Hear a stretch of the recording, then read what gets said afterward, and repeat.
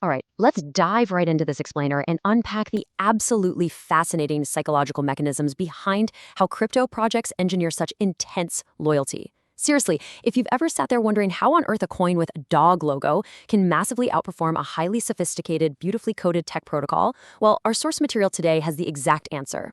We're looking at a space that has just completely redefined what it means to build an audience. The sources argue that the most successful projects out there, they aren't just building traditional communities or basic user bases. They're doing something much, much deeper. They are literally engineering digital tribes. And the strongest among them, they feel a lot less like your typical investment group and a whole lot more like an intensely devoted belief system. The sources hit us right out of the gate with a really bold claim. People don't just buy tokens, they join identities. Just think about that for a second. In the Web3 space, a financial transaction is often just the entry fee into a completely new persona. Users aren't just making a calculated, rational financial decision based on reading a white paper, they're adopting a label. They're swapping out their profile pictures, adopting a distinct group culture, and deeply aligning their personal brand with a digital asset. And that completely flips our traditional understanding of how consumer products are supposed to work. I mean, you don't buy a software subscription and immediately alter your entire online identity to match the brand, right? But in crypto, that's just standard behavior. It is a total paradigm shift from owning something to actually being something. So let's move on to section 1, the Web3 utility myth. Now, most people falsely assume that building a better product with superior utility and strong fundamentals is the guaranteed path to victory. And hey, it makes logical sense on paper, right? You build the best tech, you offer the fastest transactions, and boom, you win the market. But actually, the reality of Web3 operates on a completely different frequency. The ecosystem doesn't solely reward the best tech. Instead, it heavily rewards projects that master emotional attention and foster a profound sense of belonging. Utility alone simply doesn't win the game anymore. When everyone has access to the exact same open source technology, the code itself isn't the main differentiator. The true competitive moat is the community's emotional investment in the project's success. Which brings us to section 2, rise of digital tribes. Let's clearly define what we're actually talking about here. A digital tribe is a community formed around emotional identity and belonging, rather than just financial utility or product fundamentals.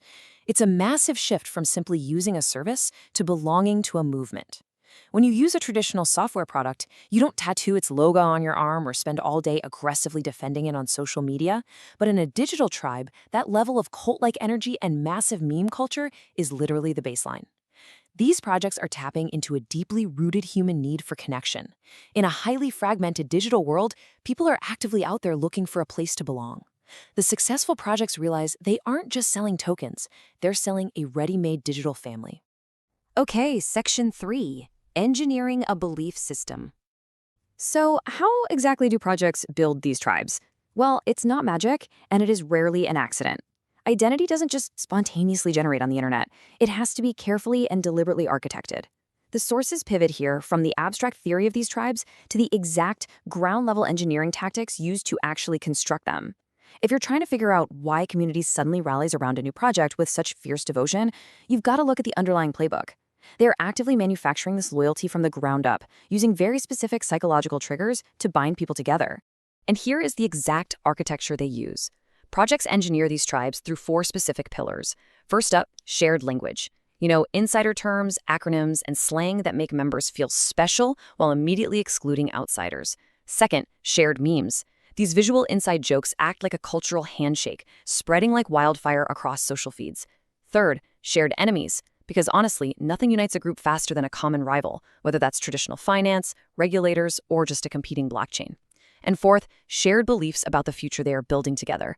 But having these elements just isn't enough on its own. The real secret sauce is relentless repetition.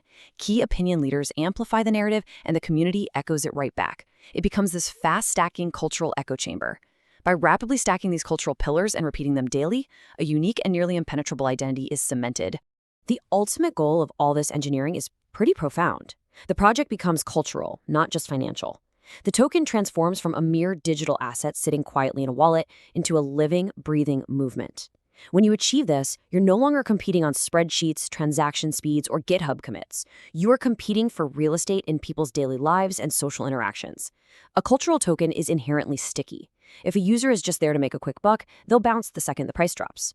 But if they're there for the culture, the friendships, and the identity, they will hold on through massive volatility because selling the token feels like abandoning their tribe. Moving to Section 4, the psychology of loyalty. Now, our sources highlight a massive cognitive shift that happens next, and this is crucial. Once users emotionally identify with a project, they stop evaluating it objectively. Let that sink in for a minute. When identity and attention merge, the critical thinking part of the brain just takes a back seat. The user is no longer an investor looking for ROI. They are a tribe member whose very ego and identity are tied directly to the project's success. This is a remarkably powerful psychological trap. Any criticism of the project is no longer seen as a critique of the technology. It's taken as a deeply personal attack. Cognitive dissonance kicks in, and the user will find any justification necessary to protect their belief in the tribe. And because of that lack of objectivity, this powerful loop begins. The tribe members defend the project against critics, they promote it endlessly on social platforms, and they recruit others into it. Instead of the founders having to spend millions marketing the tech, the tribe members become a fiercely loyal emotional defense force and a completely free, round-the-clock recruitment engine. And you want to know the most fascinating part about human psychology here? The more they argue for it, the stronger their own internal belief becomes. Every single time they post a meme or debate a skeptic, they are further cementing their own loyalty. They aren't just convincing others, they're actively reconvincing themselves every single day. This completely explains the great paradox of the crypto space. You will frequently see weaker products armed with massive tribal momentum absolutely steamroll vastly superior technology that lacks a belief system. If you've ever sat in disbelief watching a technically brilliant, beautifully coded project get completely ignored while a community rallying around a picture of a frog explodes in value, well, this is exactly why. The market isn't irrational, it's just valuing community cohesion over technical perfection. A perfectly built ghost town is still, at the end of the day, a ghost town, but a messy, chaotic city filled with passionate citizens, that is a thriving economy. Momentum and belief will almost always outpace pure technical merit in an attention-driven economy. Finally, Section 5, visibility creates cultural relevance. So, to keep this entire belief system alive, the source outlines a very clear three-step pipeline. Step 1 is visibility. Strategic public relations efforts keep projects visible through media mentions and ecosystem exposure. Step 2 is conversations. Being visible ensures the project stays right in the middle of the daily social media chatter. Step 3 is cultural relevance. Projects that constantly dominate the conversation achieve lasting relevance. It's not just about your standard corporate brand awareness, it's about pumping oxygen into the tribe's belief system so it doesn't just deflate. You have to feed the community new narratives, new milestones, and new validations from the outside world. If that external validation stops, the internal belief starts to wobble. We'll leave you with this incredibly provocative thought from the source. If nobody is talking about your project, nobody believes in it. In the world of Web3, silence isn't golden. Silence is the absence of belief. If your project isn't part of the conversation, the tribal identity begins to fracture and fade. People naturally want to be part of something that feels alive, important, and culturally significant. The moment the chatter dies down, the perceived value of the identity drops right along with it, and the tribe will inevitably start looking for a new movement to join. At the end of the day, visibility is what compounds community loyalty over time. Communities are engineered from the ground up, not born by accident. So you really have to ask yourself, what tribe are your investments actually funding? Are you buying into a piece of technology, or are you buying into a highly engineered belief system?